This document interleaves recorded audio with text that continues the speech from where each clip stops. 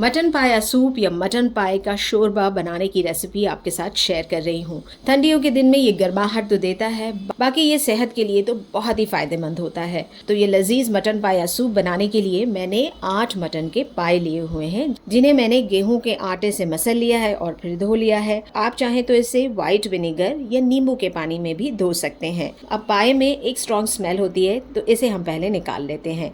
पानी मैंने यहाँ उबलने के लिए रखा है। पानी में जैसे ही उबाल आ जाए हम सारे पाए इसमें डाल देंगे। जैसे ही पाए को हम डालेंगे फ्लेम को हम बंद कर देंगे। अब सारा पाया हम इस पानी से निकाल लेते हैं। इस तरह से पाए की जो स्ट्रॉन्ग स्मेल है वो चली जाएगी और जो बची हुई गंदगी है वो भी सारी हट जाएगी। तो पाए को निकाल कर एक छन्नी में रख देंगे ताकि और भी जो पानी रहे वो हट जाए। अब मैं पाए को प्रेशर कुकर में बना रही हूँ।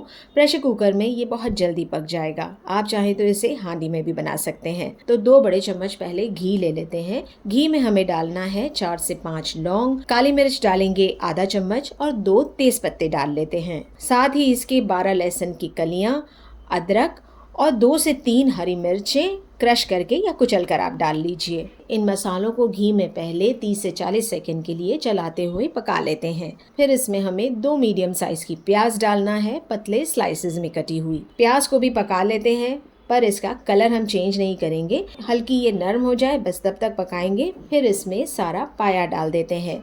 पाए के साथ ही डालेंगे 2 चम्मच नमक और आधा चम्मच डाल देते हैं हल्दी का पाउडर।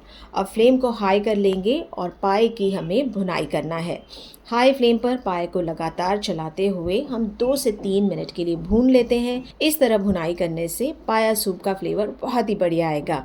पाए की भुनाई हो जाए इसके बाद हम इसमें करीब 1 लीटर पानी डालेंगे। साथ ही आधा चम्मच डालेंगे क्रश की हुई काली मिर्च। धनिया के पत्ते निकालने के बाद जो डंठल, जो स्टेम रहता है, इसे हम डाल देंगे थोड़ा सा। इससे फ्लेवर बहुत बढ़िया आएगा सूप में। हाई फ्लेम पर अब पानी में उबाल आ जाने तक हम इसे पकाते हैं।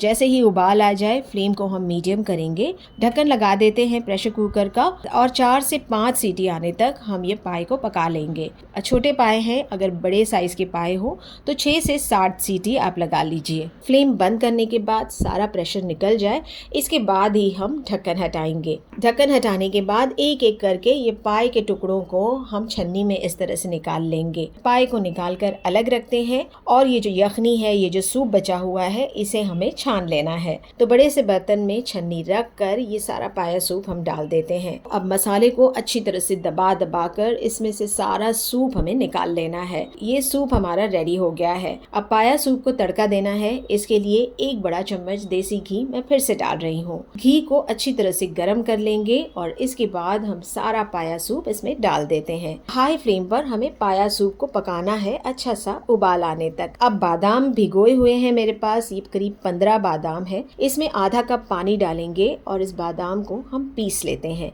ये पीस कर रेडी हो गया है। इस बादाम के पेस्ट को हमें पाए में डाल देना है। बादाम के पेस्ट की वजह से पाए का सूप थोड़ा गाढ़ा हो जाएगा और भी ज्यादा सेहतमंद हो जाएगा। कलर भी इससे बहुत ही बढ़िया आ जाता है सूप में। तो सारा पेस्ट डालने के बाद इसे चलाते जाना है और फिर से उबाल आने का इंतजार करना है। जैसे ही उबाल आ जाए हम इसमें उबले हुए पाए डाल देंगे। अब पाए को सूप के साथ ज्यादा नहीं, बस 3 से 4 मिनट के लिए हम हाई फ्लेम पर पका लेते हैं। पाया सूप के साथ अच्छी तरह से पक जाए तब हम इसमें डालेंगे चॉप की हुई, मैं 2 से 3 हरी मिर्चें डाल रही हूँ, थोड़े से बारीक चॉप किए हुए धनिया के पत्ते और अदरक के थोड़े से जूलियन डाल देते हैं। एक उबाल फिर से आ जाने देंगे और फिर फ्लेम को बंद कर देते हैं। देखते ही दिल ललचा जाए ऐसा ये पाया सूप बनकर रेडी हो गया है। इस पाया सूप को आप इसी तरह से सर्व कर सकते हैं या फिर आप इसमें तंदूरी रोटी या नान के टुकड़े डालकर भिगो कर नींबू निचोड़ कर खाइए, बड़ा ही मजा आ जाएगा।